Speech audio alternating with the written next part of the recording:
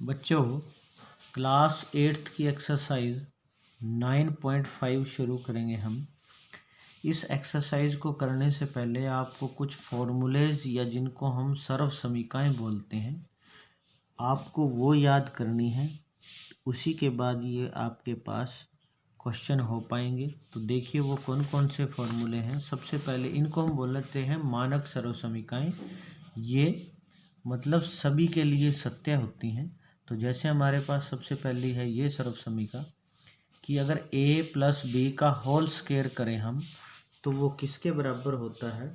वो बराबर होता है a स्क्वायर प्लस 2ab और प्लस बी स्क्वायर। यानी हमारे पास जो सबसे पहली सर्व समीकरण है वो कौन सी सर्व समीकरण बनेगी? देखिए, हम जो सबसे पहली सर्व समीकरण लिखेंगे, सर्व समीकरण आपको याद करनी है। तो पहली सर्व समीकरण जो है कि अगर a प्लस बी का होल स्क्वायर यानी उसका वर्ग करें हम सारे का, तो a स्क्वायर प्लस 2ab और प्लस बी स्क्वायर।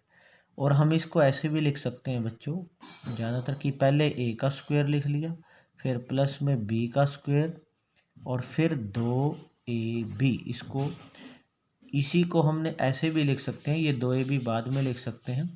तो ये आपके पास पहली सर्व समीकरण याद कैसे रखनी है? पहले इस a का स्क्वायर और फिर इस b का स्क्वायर और फिर प्लस में 2ab।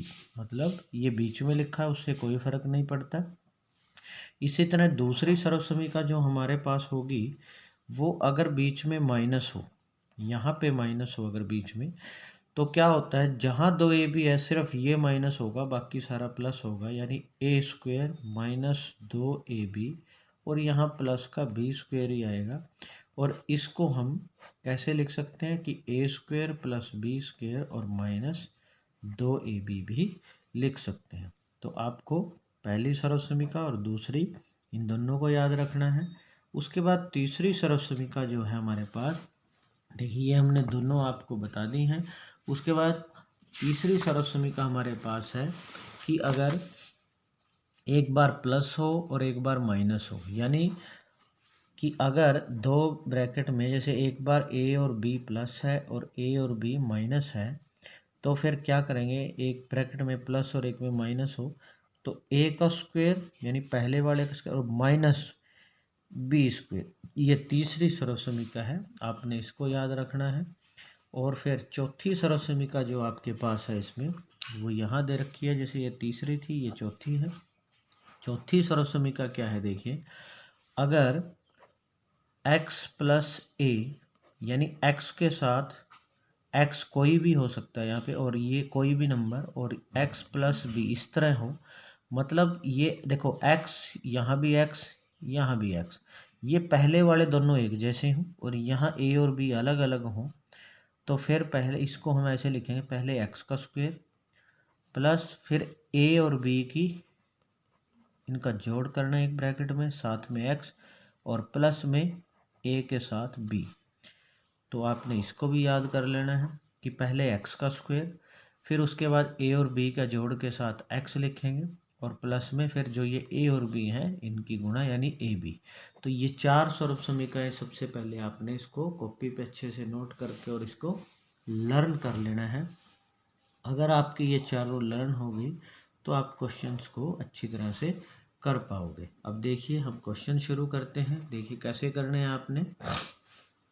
सबसे पहले जैसे इसका देखिए फर्स्ट क्वेश्चन है एक्सरसाइज का कि निम्नलिखित गुणनफलों में से प्रत्येक को प्राप्त करने के लिए उचित सर्व समीकरण, यानी क्वेश्चन में क्या लिखा है, उचित सर्व समीकरण, यानी आपको सर्व समीकरण का प्रयोग करके करना है। जैसे सबसे पहला है फर्स्ट कि x प्लस 3 और दूसरी ब्रैकेट में है उसमें भी x प्लस 3। देखिए आप इसको कैसे करोगे बच्चों, मैं आपको बता देता हूँ। अगर पेपर में सर्व समीकरण नहीं लिखा, फिर तो आप सीधी गुणा जैसे करते हो भी, x की पहले x से करी, फिर इस x की 3 से करनी है। और फिर 3 की x से और 3 को 3 से, वो गुणा जैसे हम पिछली एक्सरसाइज में करते थे वैसे कर सकते हो। लेकिन अगर लिखा है सर्वसमीका तो सर्वसमीका का ही इस्तेमाल करना है। अब देखिए सर्वसमीका का इस्तेमाल कैसे करेंगे। देखिए अगर दो ब्रैकेट एक जैसी हो, यहाँ पे भी वही है x+3 और ये भी x+3, तो एक जैसी ब्रैकेट का मतलब क्या है। देखिए मैं आपको थोड़ा सा बता देता हूँ। मान लीजिए 2 गुना 2 लिखा हुआ है, दोनों एक जैसे, तो हम इसको लिख सकते हैं 2 की शक्ति 2 यानी 2 का स्क्वायर। अगर 2 बार दिया है तो 2 की पावर 2 लिख सकते हैं। ये दोनों एक जैसे दिए हैं तो हम इसको लिख सकते हैं x+3 का स्क्वायर। अब इसमें कौन सी लगेगी सर्वसमीका जिसमें स्क्वायर हो, तो हमारे पास स्क्वायर वाली सर्वसमीका थी सबसे पहले वाली कि सर्वसमीका हमारे पास थी कि a+b का अगर स्क्वायर लें तो वो क्या था, a² + 2ab और फिर b², यानी a² + b² बीच में 2ab। सबसे पहली सर्वसमीका जो आपको लिखवाई थी ये सबसे पहले वाली है, ये सर्वसमीका इस्तेमाल होगी इसमें। तो अब देखिए a की जगह क्या है, यहाँ पे x है तो a की जगह x आ जाएगा। b की जगह क्या है, 3 है तो यहाँ 3 लिख देंगे और स्क्वायर। अब जहाँ जहाँ a है उसकी जगह x, जहाँ b है 3, a की जगह क्या लिखेंगे, x का स्क्वायर प्लस 2। इनके बीच में कोई निशान नहीं है तो आपने गुणा मान लेना है कि ये गुणा है। a की जगह क्या लिखेंगे हम, x गुणा में b की जगह क्या लिखेंगे 3 और प्लस b की जगह क्या लिखेंगे 3 का स्क्वायर। तो देखिए क्या बनेगा, x² प्लस 2 तिये 6 के साथ लिखेंगे x तो 6x और प्लस 3 का स्क्वायर क्या होता है, 3 तिये 9। तो ये हमारा इसका आंसर होगा। तो ये हमारा फर्स्ट क्वेश्चन पार्ट का हो गया, पहले क्वेश्चन का।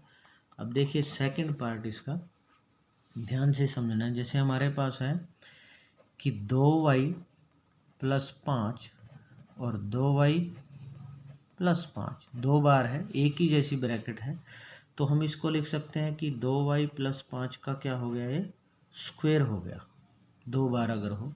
अब सर्वसमीका कौन सी इस्तेमाल होगी हमारे पास, सबसे पहले वाली ये है कि अगर a + b का स्क्वायर था तो हमने लिखा था a² + b² और बीच में 2ab। तो अब a की जगह क्या है, यहाँ पे 2y प्लस b की जगह क्या है 5 और उसका स्क्वायर। तो जहाँ जहाँ भी a है उसकी जगह क्या लिखेंगे, 2y का स्क्वायर प्लस फिर 2 गुणा में a की जगह 2y गुणा में b की जगह क्या है 5 प्लस b की जगह क्या है यहाँ पे 5 का स्क्वायर।